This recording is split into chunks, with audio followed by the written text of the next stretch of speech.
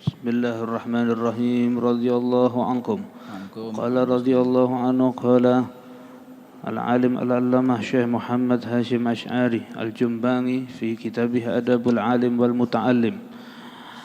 وعن حبيب بن شهيد قال لابنه أصحاب الفقهاء وتعلم منهم أدبهم فإن ذلك أحب إلى من كثير من الحديث. وقال رويم يا بني اجعل علمك ملحا وأدبك دقيقا. وقال ابن المبارك نحن إلى قليل من الأدب أحوج منا إلى كثير من العلم. وقيل لإمامنا الشافعي كيف شفتك للأدب فقال أسمع بالحرف منه فتود أعضائي أن لها أسماء تتنعم به.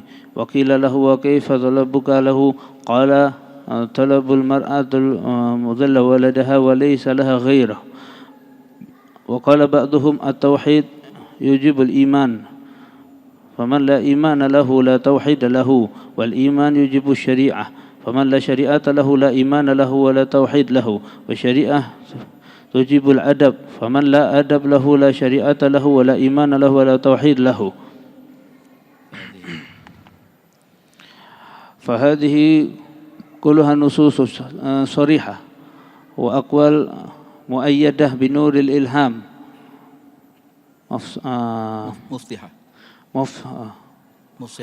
مفصحة بألو مكانه الأدب صريحة بأن جميع الأعمال الدينية قلبية كانت أو بدنية قولية أو فعلية لا يعتبر شيء منها إلا إن كان محفوفا بالمحاسن الأدبية والمحامد الصفاتية والمكارم الخلقية بأن تحلية العمل بالأدب عاجلا علامة قبوله عاجلا وبأن الأدب كما يحتاج إليه المتعلم في أحوال تعليمه بتوقف عليه المعلم في مقامات تعليمه. ولما بلغت رتبة الأدب إلى هذه المرتبة وكانت مداركم مفصلاته خفية تعاني ما رأيت من احتياج الطلبة إليه وأثر تكراره توفيقهم عليه إلى جميع هذه الرسالة تذكرة للنفس وللقاصرين من أبناء جنسي وسميتها أدب العالم والمتعلم نفع الله بها في الحياة وبعد الممات إنه ولي الحسنات. بسم الله الرحمن الرحيم الحمد لله والصلاة والسلام على رسول الله سيدنا محمد بن عبد الله وعلى آله وصحبه ومن والاه سبحانك لا علم لنا إلا ما علمتنا إنك أنت العليم الحكيم رب اشرح لي صدري ويسر لي أمري واحلل عقدة من لساني يفقه قولي آمين اللهم آمين.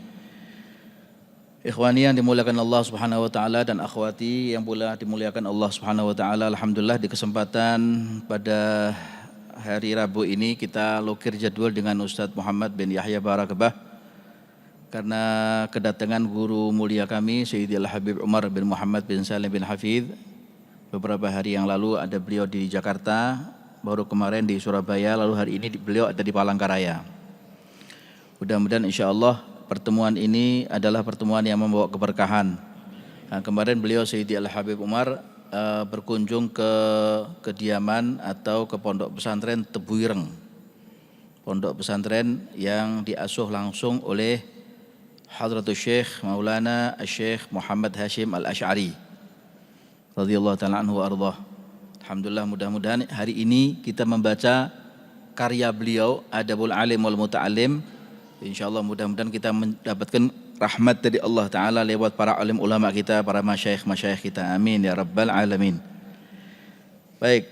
Wa an Habib ibn Shahid qala libnihi.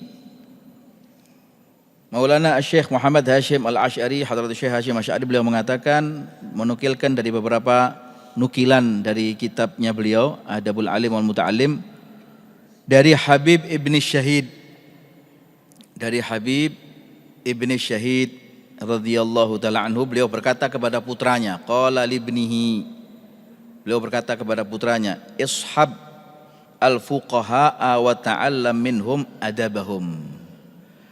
Beliau berkata, Habib Ibni Syahid ini berkata, bertemanlah kepada orang-orang yang alim dalam ilmu agama. Kita diperintahkan untuk duduk dengan ulama, fuqaha. Ulama, fuqaha itu orang-orang ahli fikih, namanya faqih, jamaknya fuqaha. Bertemanlah engkau dengan para fuqaha, bertemanlah engkau dengan para alim ulama. Tapi tidak hanya kita berteman, wa ta'allam minhum adabahum, belajarlah dari mereka adabnya mereka, akhlaknya mereka, adabnya mereka, tegur sapanya mereka, bagaimana mereka dahulu menghadapi umatnya, kira-kira seperti itu. Jadi di dalam agama ini ada dua hukum, ada dua metode. Dalam agama Islam ini agama yang paling mulia. Dalam agama Islam ini ada dua metode yang kemudian diberikan oleh agama, diajarkan oleh agama. Yang pertama adalah fiqhul ahkam. Jadi pemahaman fikih secara hukum. Fiqhul ahkam biasanya kepada arah halal dan haram. Mana yang halal, mana yang haram. Mana yang sah, mana yang tidak sah. Arahnya saklek. Fikih ini arahnya saklek. Anda kalau bicara fikih, haram, boleh, halal, mayajuz, hadza yajuz, ini boleh, ini tidak boleh. Fikih arahnya kepada arah sana. Keras fikih ini. Sehingga penerapan fikih itu boleh diterapkan asalkan kita pakai tahu tata caranya yang kedua, namanya fiqhud da'wah. Jadi ada fiqhul ahkam, ada fiqhud da'wah. Fiqhul ahkamnya bagaimana? Seperti misalnya kita melihat ada orang sholat, cara sholatnya salah. Cara sholatnya dia salah. Kita tahu fikihnya kalau cara sholatnya dia salah. Apa yang harus kita lakukan? Fikih ahkamnya dia keliru, mungkin sholatnya tidak sah itu. Tapi fiqhud dakwahnya bagaimana? Fiqhud dakwahnya mengajarkan kepada dia dengan tata cara yang paling bagus. Dulu cucu Rasulullah Sayyidina Hasan dan Sayyidina Husain,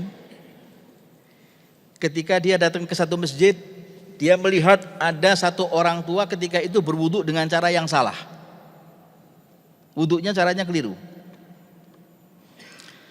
Lalu kemudian Sayyidina Hasan dan Sayyidina Husain berkata kepada si orang tua ini, katanya, ya ammi, wahai paman, ya syekh, wahai orang yang sudah mulia, yang tua, yang mulia, tolong kami diajarkan cara wudhu yang benar. Tuh lihat ya, kan beda kan? Anak muda, alim, keluaran daripada madrasah Nabi Muhammad, lihat cara wudhu yang salah, dia akan tegur, wudhumu salah, kamu tidak sah wudhu. Kira-kira bagaimana itu? Pipo ledengnya dibuka, ditutupkan. Kira-kira bagaimana yang bagus itu? Yang bagus adalah dengan cara seperti yang diterapkan oleh Sayyidina Hasan, cucu Rasulullah, dan Sayyidina Husain radhiyallahu taala anhuma. Ya, kalau kita menyebut ahlul bait itu lebih baik dengan cara pakai sebutan radhiyallahu anhu. Jangan memakai alaihi salam, jangan. Lebih baik radhiyallahu anhu atau radhiyallahu taala anhuma kalau dua orang. Lalu kemudian Sayyidina Hasan, Sayyidina Husain datang kepada orang ini dengan mengatakan, wahai paman, wahai ammi, tolong kami ajari cara wudhu yang benar. Barangkali wudhu kami ini enggak benar, tolong diajari cara wudhu yang benar. Bagaimana? Kata si bapak tua itu, coba Anda berwudhu. Anda siapa? Saya Hasan. Ini siapa? Ini adik saya Husain. Wudhu. Berwudhulah Sayyidina Hasan dan Sayyidina Husain persis cara wudhunya Rasulullah. Berkumurnya kayak Rasulullah, istinsyaknya kayak Rasulullah. Ketika dia kemudian membasuh wajahnya kayak Rasulullah. Memang keluar dari madrasahnya Rasulullah ini. Menjeritlah orang tua itu dengan mengatakan, Allahu Akbar, Allahumma salli ala Sayyidina Muhammad wa ala ali Sayyidina Muhammad. Nah, wudhu kalian itu lebih baik daripada wudhuku. Kalian ini siapa? Kalian bagaimana? Dapat wudhu dari mana? Siapa yang mengajari kalian? Apakah wudhu kami salah atau benar? Paling benar, itu wudhu yang terbenar. Dan itu yang paling bagus wudhunya. Subhanallah. Minta maaf, Ami, kalau ada keliru, ada salah. Nah, ditegur tapi dengan cara fiqhud dakwah. Dengan cara fiqhud dakwah. Abahnya Habib Ali Habsyi, Habib Muhammad bin Husain, sahib Sumtu Durar. Ketika datang ke satu desa, saya pernah ke Hadramut, namanya desa Taribeh. Alim, faqih, Mufti Syafi'i di Makkah Al-Mukarramah dan Madinatul Munawwarah. Ketika datang ke Taribah Hadramut sana, itu banyak Badui. Badui itu adalah orang-orang yang nggak tahu agama. Kalau ditanya, siapa Tuhanmu? Siapa itu Tuhan? Nggak kenal kami Tuhan. Namanya Badui. Badui Hadramut ini orang-orang mungkin kanibal, mungkin sebagian mereka kanibal. Datang Habib Muhammad bin Hussein Al-Habasyi ke daerah Taribah. Begitu sampai di Taribah itu, nggak ada yang datang. Ketika ngajar di Masjid Zayed gini, nggak ada yang datang. Hanya 2 orang, 3 gelintir orang, 2 orang. Nggak ada yang datang. Lainnya kemana? Wallahu a'lam. Kata Al-Habib Muhammad bin Hussein, mana jamaah yang biasanya datang ke masjid ini? Habib, kalau ada pengajian, mereka lari. Nggak kayak di Indonesia, Indonesia kan antusias orangnya. Ya enggak? Orang-orang Indonesia ini kan Masya Allah. Ya enggak? Baik dari kalangan Nahdahnya, dari kalangan Muhammadiyahnya, baik dari kalangan manapun lah. Bagus itu loh. Sama ulama itu menghargai, sama orang tua menghargai, baik dari masyayikhnya, dari kaum pribuminya, orang-orang baik, orang-orang mulia, orang-orang hebat. Didikan orang-orang lama. Indonesia ini Masya Allah. Surga dunia. Katanya orang Hadramut, begitu masuk Indonesia, ini orang Indonesia mungkin masuk surganya paling akhir mungkin katanya. Kenapa? Karena sudah ada surga di dunia. Kalau kami Hadramut kering, panas, seakan kami ada di dalam neraka. Bersanda mereka. Maka kemudian akhirnya Habib Muhammad bin Hussein, kemana mereka? Kalau malam kata orang sana. Kalau malam orang-orang di desa ini bikin satu samar. Samar itu semacam kayak duduk kumpul-kumpul nyanyi. Lalu megang api unggun, bikin api unggun dan mereka tepuk tangan. Tepuk tangan. Bikin api unggun mereka tepuk tangan. Ada yang menari-nari di sana. Kalau antum mau datang ke sana kita antar. Mau enggak? Enggak apa-apa. Oh ya, enggak apa-apa, boleh. Silakan. Tapi enggak boleh pakai imamah Habib. Kalau pakai imamah nanti mereka lari semua. Enggak boleh pakai sorban. Oke, sorbannya dilepas. Sorban habis dipakai kepala ini, lepas. Hanya disangklongin gini aja. Nah, jalan Habib Muhammad. Wah, alim ini orang. Mufti. Di dalam hukum syariat ya orang jempolan. Duduk. Ketika dari mulai awal isya jam 7. Enggak sembahyang isya mereka ini. Sampai jam 3 malam. Diikuti sama Habib Muhammad bin Hussein. Ketika mereka menari-menari, Habib Muhammad ikut keplok. Ikut tepuk tangan, ikut tersenyum, ikut zafin bersama dengan mereka. Tari zafin itu ikut sama mereka begitu, menari-nari sama mereka. Oh, bercanda dengan mereka. Ayo kita kemudian bercanda, ketawa dengan mereka. Mau deket menjelang subuh 3:30 begitu, Habib Muhammad memberikan, boleh tidak saya kira-kira dari mulai jam 7 loh sampai jam 3, 7, 8, 9, 10, 11, 12, 1, 2, 3. 8 jam saya duduk dengan kalian.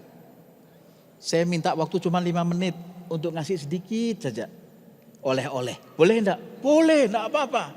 Jangan lagi 5 menit, 5 jam boleh. Kata mereka. Sudah diambil hatinya dulu sama Habib Muhammad. Hatinya sudah diambil dulu. 5 menit itu dibikin sama Habib Muhammad, ditembak hatinya. Dibombardir hatinya. Dibikin nangis mereka.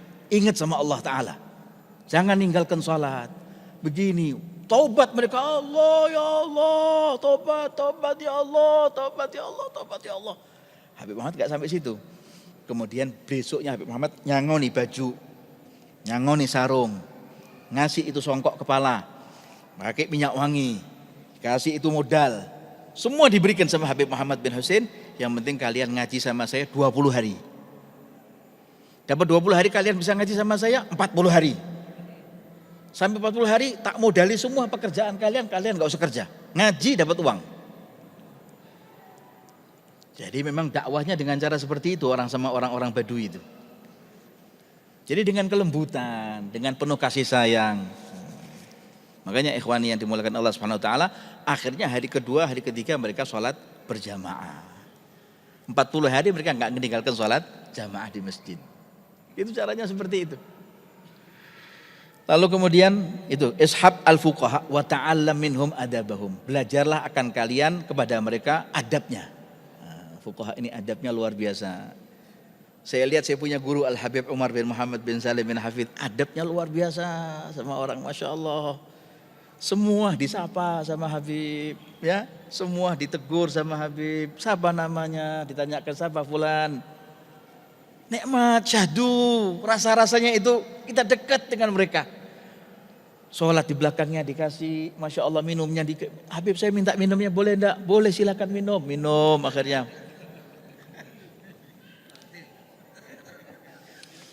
Ta'ala minhum adabahum, subhanallah. Mereka adalah orang-orang yang beradab. Ya, orang-orang yang tepo seliro, ngerti sama orang, subhanallah. Fa inna dzalika ahabbu ilayya min katsirin minal hadits. Karena hal itu lebih saya cintai. Kata Habib Ibn Syahid. Karena itu lebih saya cintai daripada mempelajari banyak ilmu. Daripada mempelajari banyak kitab. Baik itu hadis, itu tafsir, itu fikih. Belajarlah adab yang baik. Cara bawa yang namanya kitab itu bagaimana? Gini caranya, bawa kitab, bawa Quran gini. Saya pernah melihat ada satu fenomena kejadian begini. Ada kejadian, teman saya cerita ini, Allah yarhamnya, sudah meninggal dia. Dia cerita ketika dia ada di dalam kereta api, maaf, itu ada satu orang Nasrani. Nasrani, itu dia bawa kitab Injil. Dia bawa kitab Injil. Nasrani, namanya orang Nasrani, gak mungkin bawa Quran. Orang Nasrani bawa kitab Injil. Dia berkat, dia membaca kitab Injilnya dengan ya agak sedikit keras begitu. Tiba-tiba dia ngantuk begitu, tertidur, dia akhirnya kemudian jatuh. Kitab Injil ini jatuh. Begitu jatuh di kakinya begitu, diambil sama saya punya teman. Diangkat ke bawah. Kata si orang itu tersebut, terkejut dia, kaget. Kenapa kok diambilkan kitab saya? Biarkan di bawah kitab ini. Oh, ini sekedar kitab. Enggak, ditaruh di atas. Di kursi kereta api itu. Terus teman saya Allah yarham itu mengaji Quran. Begitu dia mengaji Quran, dipegang dengan tangan kanannya begini. Lalu kemudian setelah itu Quran kemudian didekap dalam dadanya begini. Dia resapi apa itu isi maknanya. Diperhatikan sama orang Nasrani ini. Pancaran wajahnya itu bersih, hormat dengan kitab sucinya. Gak boleh sampai kitab sucinya jatuh ke bawah. Tiba-tiba si orang Nasrani ini kemudian bertanya, itu kitab apa? Ini kitab Al-Quran. Boleh saya bawa? Boleh, silakan dibawa, enggak apa-apa, tapi saya pegang saja. Karena khawatir mungkin dia enggak punya wudhu kan? Atau mungkin dia dalam keadaan mungkin enggak sholat dan sebagainya. Dipegang kan begini, dibacakan, ini ayatnya begini, ayatnya begini. Pas persis tentang surat Maryam. Dibacakan tentang surat Maryam. Bunda Maria itu. Dibacakan dan diartikan, ditafsirkan bagaimana. Sampai ini orang Nasrani menitikkan air mata. Di dalam Islam Al-Quran diceritakan tentang Nabi Isa dan Bunda Maria. Ya, lengkap. Dari mulai lahirnya Nabi Isa sampai diangkatnya Nabi Isa alaihissalam ke langit. Ya kemudian ini agama apa? Agama Islam. Siapa yang bawa? Rasulullah Nabi Muhammad SAW. Boleh saya kalau ikut sama agama ini? Oh boleh. Tidak apa-apa, silakan. Caranya bagaimana? Ucapkan 2 kalimat syahadat. Subhanallah, dalam waktu menitan ini saja. Tapi dengan adab, dengan akhlak, tidak dengan kekerasan, tidak dengan mencaci dan memaki. Seperti itu ya. Fa inna dzalika ahabbu ilayya min katsirin minal hadits. Wa qala Ruwaim radhiyallahu taala anhu, ya bunayya ij'al ilmaka milhan wa adabaka daqiqan. Kata ulama Imam Ruwaim radhiyallahu anhu mengatakan, "Ya bunayya, wahai anakku yang aku cintai. Ij'al ilmaka milhan, jadikan ilmumu itu seperti garam. Jadikan ilmumu itu laksana garam. Wa adabaka daqiqan, dan jadikan adabmu laksana tepung." Jadi kalau orang mau ngadon tepung itu kan kasih garam. Garamnya kira-kira lebih banyak tepungnya apa lebih banyak garamnya? Pasti lebih banyak tepungnya. Maknanya jadikan ilmumu itu laksana garam yang sedikit saja. Wa adabaka daqiqan, dan jadikan adabmu yang banyak kayak tepung. Jangan dibalik. Garamnya banyak, tepungnya samprit. Ya makan garam namanya, bukan makan tepung. Bukan makan adonan roti. Intinya ij'al ilmaka milhan wa adabaka daqiqan, jadikan ilmumu itu laksana garam sedikit. Sekedar dibutuhkan garamnya asin atau enggak asin. Wa adabaka daqiqan, dan jadikan adabmu itu seperti itu tepung. Jadi semua itu dengan adab, dengan akhlak. Sampai diceritakan dulu, ada satu ulama salihin kata Al-Habib Umar. Ada satu orang ketika akan disakiti, orang Indonesia, kiai. Kalau tidak salah Kiai Wahab Hasbullah, kalau tidak salah di Jombang itu. Ketika subhanallah, Kiai Wahab Hasbullah ini waktu penjajahan Jepang. Waktu penjajahan Jepang itu di Republik Indonesia, tentara Jepang datang ke satu kampungnya Kiai Wahab Hasbullah. Lalu kemudian dia perintahkan semua warga di daerah ini harus keluar dan harus kerja keras, kerja bakti. Akhirnya keluar semua. Laki, perempuan, tua, muda, semua keluar. Termasuk Kiai Wahab Hasbullah. Begitu beliau keluar, wajahnya Kiai Wahab ini kan muhab, wibawa, putih, wibawa, gagah orangnya. Jenggotnya itu kecil putih begitu, wibawa orangnya. Masya Allah. Begitu tentara Jepang, pimpinan Jepang itu melihat Kiai Wahab Hasbullah, gemeter dia. Tertib tangannya. Dia bilang sama bala tentaranya, tolong yang orang tua itu disuruh masuk saja. Kami nggak bisa lihat wajahnya dia kalau lama-lama ada di luar rumahnya begini. Suruh masuk saja dia. Lalu kemudian tentara Jepang mengatakan kepada Kiai Wahab, orang daerah situ juga tentaranya, cuman komplotan sama Jepang. Mengatakan, Pak Yai nyon ngapunten. Napa? Menika ngendika kalih kula. Pimpinan itu bilang sama saya, kalau Pak Yai suruh masuk saja ke rumah, tidak usah ikut kerja bakti. Kata Pak Yai, kan saya termasuk warga Indonesia. Saya termasuk orang pribumi di Republik Indonesia. Saya juga ingin warga ini juga sejahtera. Jangan dibeda-bedakan. Saya juga termasuk orang Indonesia. Warga di sini semua yang kerja bakti juga orang-orang Indonesia. Nggih Pak Yai, betul. Tapi cuman jenengan saja, Anda saja yang dikasih dispensasi, keringanan, nggak boleh ikut keluar.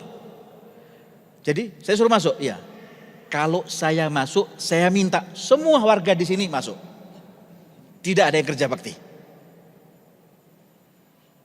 Datang ini tentaranya, mengatakan bahwa begini. Kata tentaranya, oh nggak bisa begitu. Kalau nggak bisa begitu, kata Kiai Wahab Hasbullah, saya tetap akan masuk dan saya akan kerja bakti. Saya tidak akan masuk ke rumah saya tetap akan ada di luar dan saya akan kerja bakti. Kata pimpinan Jepang, daripada gemeter terus saya punya tangan, deg-degan terus saya punya hati, ya sudah hari ini libur, tidak ada kerja bakti. Dikasih syafaat sama Kiai Wahab Hasbullah. Semua orang-orang di daerah itu ada, bukan muslim juga non muslim, ada yang muslim ada. Datang sama Kiai Wahab Hasbullah dengan mengatakan apa? Terima kasih Kiai Wahab, jenengan ngasih pertolongan sama kita. Kata Kiai Wahab Hasbullah, coba lihat, orang muslim itu sudah ngasih syafaat di dunia. Bagaimana nanti kalau di akhirat? Orang muslim itu ngasih syafaat di dunia. Pastilah nanti di akhirat orang muslim itu ngasih syafaat. Syafaatul uzmanya sama Sayyidina Muhammad SAW. Ya, seperti itu. Lalu kemudian, wa qala Ibnul Mubarak radhiyallahu taala anhu, nahnu ila qalilin minal adab ahwaju minna ila katsirin minal ilmi. Kata Imam Abdullah bin Al-Mubarak, kita ini lebih membutuhkan akhlak, budi pekerti lebih banyak, walaupun sedikit, daripada kita membutuhkan ilmu yang banyak tapi tidak ada adabnya. Kita lebih banyak membutuhkan, kita ini muslimin di Indonesia khususnya ataupun di dunia pada umumnya lebih membutuhkan adab. Galilin minal adab, walaupun sedikit, galil itu kan sedikit.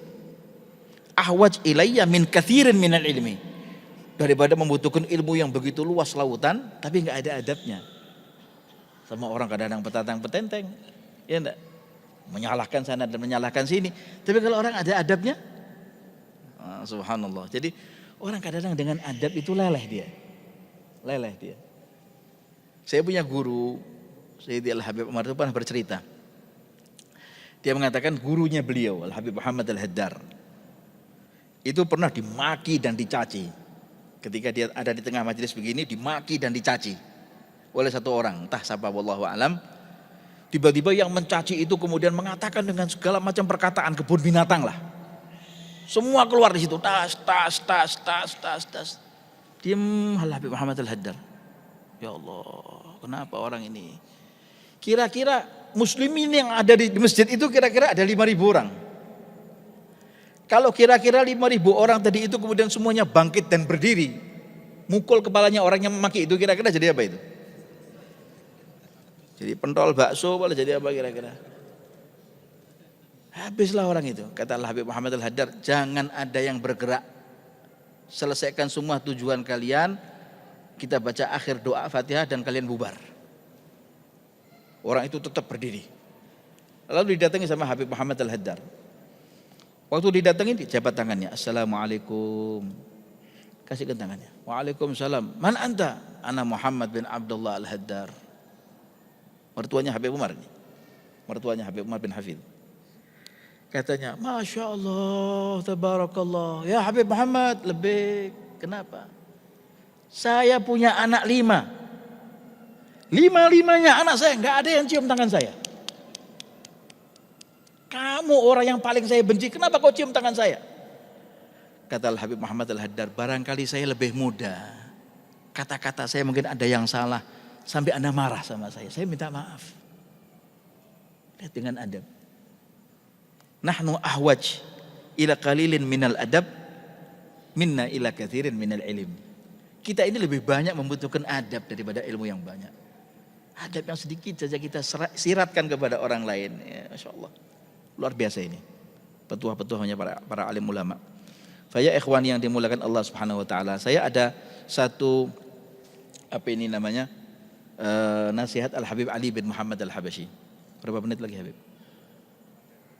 10 menit. Ya. Ada satu nasihat Habib Ali bin Muhammad Al-Habashi. Ini bagus nasihat ini. Bagus betul ini. Bagus banget. Dikatakan kata beliau, fi liqa'in sa'ala sahibahu. Ay sa'ala ahlal baiti dhaifahu wa kana insanan milioner. Kana insanan tajiran. Kata Habib Ali. Ma aktsara syai'in as'adaka fi hayatik. Dikatakan, ada satu orang bertanya kepada sahabatnya. Dia bertanya begini, sahabatnya ini orang milioner, tajiran, ghaniyan, orang yang paling kaya, multimilioner. Dia bertanya, ma aktsaru syai'in as'adaka fi hayatik. Apa yang paling membuat engkau bahagia di dalam hidupmu? Ma as'adaka. Ma aktsaru syai'in as'adaka fi hayatik. Sesuatu apa yang paling membuat Anda bahagia di dalam hidup Anda? Faqala ar-rajul. Lalu laki-laki ini berkata, marartu bi arba'i marahil lis-sa'adati fi hayati. Dia berkata, ini ceramahnya Habib Umar ini. Saya nukilkan sedikit.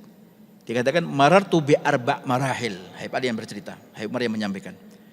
Saya melalui ada 4 tahapan. Saya pernah melalui 4 tahapan, kata laki-laki ini, yang kaya ini. Dia berkata, saya pernah melalui 4 tahapan lis-sa'adah, untuk mencari kebahagiaan. Untuk mencari kebahagiaan, untuk mencari kesenangan. Fi hayati, di dalam hidup saya. Hatta araftu makna sa'adah alal haqiqah. Sampai saya betul-betul tahu apa makna hakikat yang sebenarnya. Hakikat kebahagiaan yang sebenarnya itu seperti apa. Saya pernah melewati 4 tahapan, 4 periode. Tapi saya dapati apa makna hakikat kebahagiaan yang sebenarnya. Apa kira-kira? Yang pertama, al-awwal. Dia mengatakan orang kaya ini, iqtina'ul asya' lakinni ma wajadtu sa'adata allati aradtuha. Ini pakai bahasanya Habib Umar ini. Dia mengatakan iqtina'ul asya'. Saya pernah mengkoleksi benda-benda kuno yang kalau dijual harganya 1 miliar, 2 miliar. Iqtina'ul asya' lakinni ma wajadtu sa'ada allati aradtuha. Tapi saya tidak menemukan kebahagiaan seperti apa yang saya harapkan ketika saya mengkoleksi itu benda-benda. Guci dari Cina, lampu hias punyanya Raja Fir'aun, kira-kira seperti itu. Sandal jepitnya siapa, wallahu alam. Zaman bahula barangkali. Ya barangkali seperti itu. Saya mengkoleksi itu barang-barang, lakinni ma wajadtu sa'adata allati aradtuha. Saya tidak pernah mendapatkan kebahagiaan seperti apa yang saya harapkan, yang saya inginkan. Wathani, yang kedua. iqtina'ul aghla. Lakin wajadtu anna ta'thiraha muaqqatun yantafi yariquha sari'an, bariquha sari'an, katanya. Yang kedua, saya mengkoleksi barang-barang berharga. Cincin, gelang emas, cincin emas, kalung emas, iqtina'ul aghla. Saya mengkoleksi barang-barang yang berharga.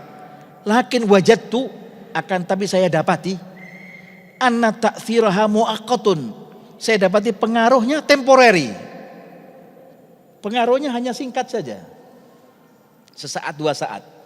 Begitu dapat gelang emas, apa sih? Gak bisa dimakan ini. Yantafi bariquha sari'an. Pengaruhnya hanya tak lama membuat saya kemudian cepat bosan. Cuman saya taruh begitu, sudah saya lihat, bosan saya. Mau apa dia? Tidak bisa dilihat lama-lama. Punya mobil bagus, kira-kira begitu. Mobilnya apa ini? Alphard. Kamu punya apa? Saya punya Al-Fatihah. Kalau kamu punya Alphard, saya punya Al-Fatihah. Yang ketiga, imtilakul masyari' al-kabirah. Kata Habib, imtilakul masyari' al-kabirah. Saya memiliki proyek yang besar. Seperti membeli klub sepak bola. Saya bisa beli. Klub ini, resort, tempat wisata, saya bisa beli. Lakin lam ajid sa'adah allati kuntu atakhayyulaha. Tapi kata dia, saya juga belum mendapatkan kebahagiaan seperti yang saya impikan, yang saya khayalkan. Begitu dapat sudah, selesai. Dapat uang, dibelanjakan habis-habis. Warabi, yang terakhir ini.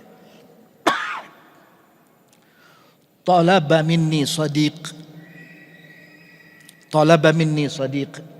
an usahima bisyira'i karasi mutaharrikatin li majmu'atin minal atfatil mu'aqin. Yang keempat, dia katakan,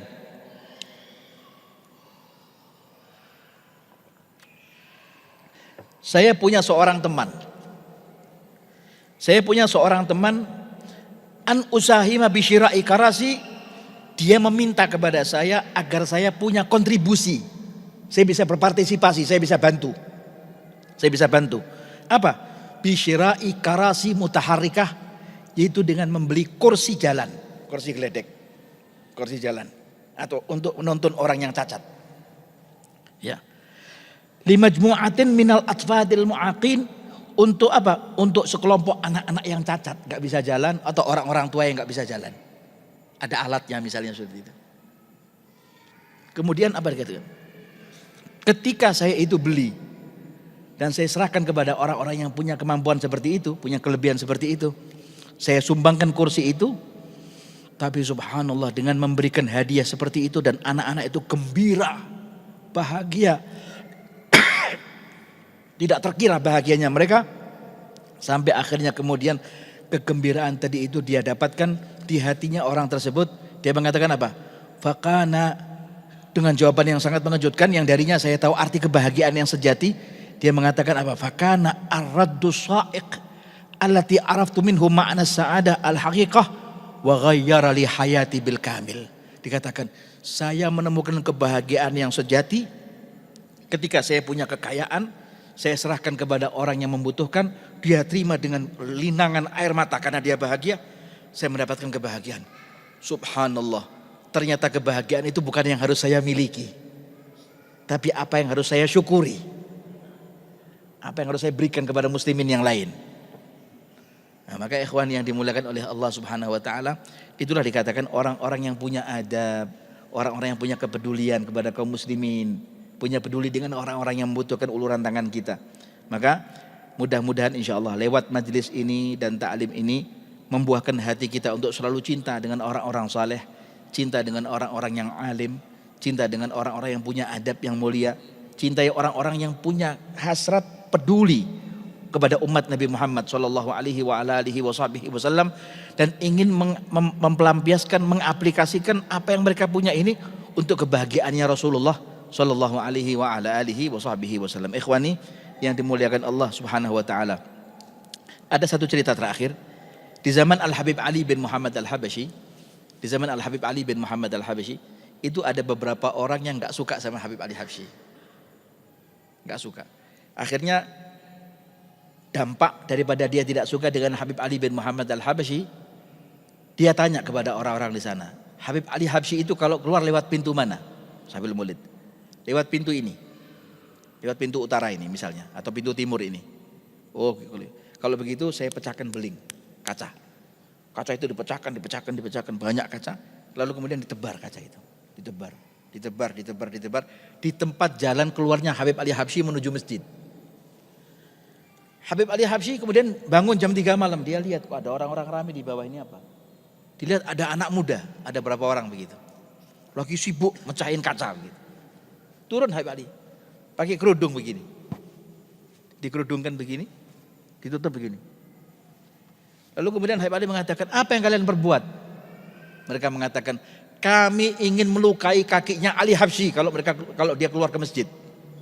Oh, begitu ya. Kalian salah. Ali Habsyi itu keluarnya tidak lewat pintu ini, tapi lewat pintu yang sebelah selatan. Lewat pintu timur ini bukan tempat keluarnya Habib Ali Habsyi. Lewat keluarnya Ali Habsyi itu pintu selatan sebelah sana. Lalu bagaimana nih, pecahan beling sudah begitu banyak. Saya ikut bantu, ayo tak tolong. Subhanallah ya. Anak-anak muda itu lihat sarung yang dipakai sama Ali Habsyi ini, sarung kotak-kotak warna biru misalnya. Ya. Itu lihat ini orang siapa? Baik banget.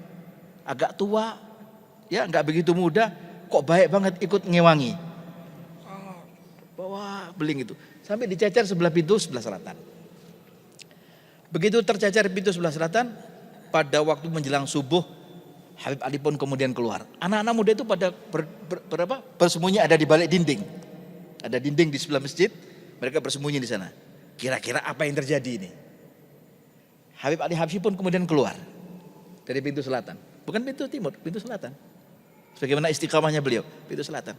Bismillahirrahmanirrahim. Ya, dia namanya kaki nggak pakai sandal juga akhirnya kemudian kena daripada pecahan beling, pecahan kaca. Dan kemudian sampai di masjid dibersihkan sama Habib Ali Habsyi, dibersihkan, darah pun nggak begitu banyak mengucur. Sampai ke masjid dia sembahyang sholat. Anak-anak muda kemudian melihat, kalian ingat enggak? Tadi malam yang bantu kita ngecerkan beling ini ke pintu selatan siapa? Ya orang ini. Pakai sarungnya kotak-kotak warna biru seperti ini. Dia siapa dia? Ayo kita samperin dia. Disamperin sama anak-anak muda itu, ditanya, Anda siapa? Tadi malam Anda ikut bantu kita mencecerkan beling pecahan kaca ada di pintu sebelah selatan rumah Ali Habsyi ini. Saya Ali bin Muhammad Al-Habsyi sendiri. Subhanallah. Gak dihujat, gak dimaki, gak dicaci, orang wali Allah Ta'ala tinggal angkat tangan. Allahumma ya Allah, matikan saja, poteskan kepalanya, habis sudah. Wali Allah kalau doa sudah selesai. Makanya alhamdulillah saya kalian panjenengan bukan orang wali Allah. Minimal wali murid. Alhamdulillah. Allahumma sholli ala Muhammad. Mudah-mudahan insyaallah apa yang menjadikan kita ini insyaallah kita jaga adab kita teladani guru-guru kita teladani para masyayikh kita teladani para kiai-kiai kita teladani para habaib kita. Mudah-mudahan Allah Ta'ala siratkan rahmatnya kepada kita, dipanjangkan usia kita dalam keadaan sehat walafiat, dan menjadikan masjid ini selalu istiqamah untuk menunjukkan kebaikan, di jalan kebaikan, di dalam adabnya Nabi Muhammad SAW. Hajatnya kalian panjenengan insyaallah dikabulkan oleh Allah Subhanahu wa taala, hajah dunyawiyah bil maisarah wa hajatul akhirah bil maghfirah. Dan semoga Allah Ta'ala mudah-mudahan menjadikan kita termasuk orang-orang minas sulaha, minat tulaqa, minal awliya, minal asfiya, wa minal atqiya, dan dijadikan keturunan kita insyaallah minal ulama ya rabbal alamin ya akramal akramin wa ya ajwadal ajwadin. Jadikan keturunan kami min ahlil Quran wa minal hafidhina alal Quran wa min ahli sunnah wa minal hafidhina alaiha wa min ahlil ilm wa min ahlil akhlaq wal adab al mardiyah al mustafawiyah ya rabbal alamin. Panjangkan usia kami semua dalam keadaan sehat wal afiyah fi taatillahi wa taati rasulih fi khairin wa latin wa afiyah. Selesaikan ya Rabb dan kesudahi ya Rabb adapun fitnah yang ada di negeri kami Indonesia ini ya Rabb. Lindungi bangsa kami Indonesia ini ya Rabb dari mara bahaya fitnah wal mihnah ma dhahara minha wa ma batan. Bagikan kepada negeri Indonesia, datangkan kepada negeri Indonesia ini kebahagiaan yang bersifat zahir ataupun bersifat batin ya arhamar rahimin ya akramal akramin wa ya ajwadal ajwadin ala hadhihi niyyah wa ala kulli niyatin salihah جامعة شاملة من خيرات الدنيا ونعيم الآخرة وعلى من وهدى بها سلفنا الصالحون سيدنا الإمام الحبيب علي بن محمد وسيدنا الإمام الحبيب عمر بن محمد بن سالم بن حبيب والشيخ محمد هاشم أشعري وإلى حضرة النبي سيدنا محمد صلى الله عليه وسلم سر الفاتحة.